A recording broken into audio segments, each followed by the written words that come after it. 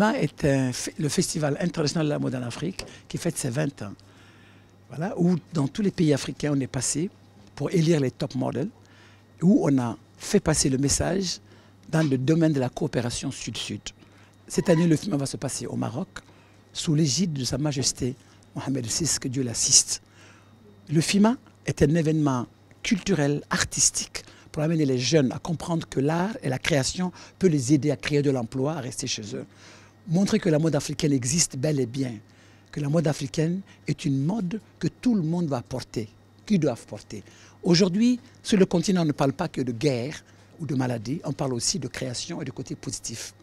Donc le FIMA est un événement qui prône tout ça, où les exposants, où les images, où l'Afrique positive bouge, où la beauté africaine existe réellement, d'où l'intérêt de venir hier chercher les meilleurs, les plus beaux, les plus belles femmes du monde, peut-être africaines, ici au Sénégal. Le Sénégal est un pays de mode, le Sénégal a été un pays de beauté.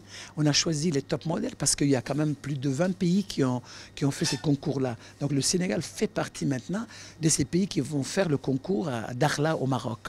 Le combat que nous menons aujourd'hui, le FIMA, ou le combat que Alfadi mène, c'est que les Africains restent chez eux, qu'on travaille chez nous. Donc les jeunes qui partent, qui gagnent les grands concours, nous voulons absolument que à partir du Sénégal, qu'ils aillent à New York, qu'ils aillent à Abidjan, qu'ils aillent à Paris pour faire leur défilé et revenir s'installer à Dakar.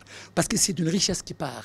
Quand ils gagnent, et ils partent. Et quand ils partent, ils sont mariés avec un Européen ou avec une autre personne et ils nous oublient, et ils oublient le Sénégal. Donc c'est pour ça que nous voulons absolument faire que ces top modèles qui ont gagné ou ces beaux garçons qui sont gagnés, qu'ils restent chez nous et qu'ils essayent d'être acteurs, être des grands de la culture aujourd'hui, mais tout en restant au Sénégal, avoir des gros contrats à l'international. C'est ce que nous voulons, créer des grosses agences, c'est ce que le monsieur tout à l'heure a dit, faire des agences dans lesquelles on va les gérer, avoir des beaux contrats à partir du Sénégal et à partir du continent africain. C'est l'esprit. Vous avez vraiment posé une question qui me tenait à cœur. Il faut que les Africains sentent qu'on a un continent aujourd'hui qui est valable. On a des présidents comme Macky Sall qui veulent le bien de leur pays. Je crois que c'est important. Ils veulent le bien aussi de la jeunesse. Et je crois que c'est cette chance qu'il faut attraper pour que la jeunesse soit absolument accompagnée et aimée pour aller beaucoup plus loin dans ce qu'on fait. Le mannequinat, on n'a pas de bonne réputation. Parce que quand tu dis que là, je suis mannequin, on te juge mal. Alors que non. Chacun a sa vie. L'éducation aussi, ça continue, ça part dans tous les milieux, que tu sois mannequin ou bien une intellectuelle qui travaille dans les bureaux, au fait c'est du pareil au même. La plupart des mannequins sont diplômés, ils ont de l'expérience, ils sont bien éduqués aussi. Et ici au Sénégal, nous ne sommes pas bien traités. C'est pour ce cas, la plupart des mannequins, quand ils partent à l'extérieur, ils ne veulent pas revenir. On n'est pas bien payé, on n'est pas bien considéré. Donc, là, en fait, grosso modo, je peux dire que là, on galère. Le but, c'est de savoir ce que l'on veut vraiment. C'est vraiment ça, c'est vraiment ça le but. De savoir ce que l'on veut pour avancer et faire avancer le milieu et être aussi l'exemple des autres jeunes qui vont venir. Voilà. On va aller défendre notre couleur d'or, le Sénégal, et on va tout faire pour ramener la coupe ici et montrer que vraiment on a de très bons modèles avec de très bons encadreurs. Alors moi je vais simplement représenter la délégation sénégalaise. Après techniquement on va avoir l'agence de Ella certainement et quelques ressources humaines, par exemple la make-up artiste. Nous, on aime bien travailler avec des gens comme ça.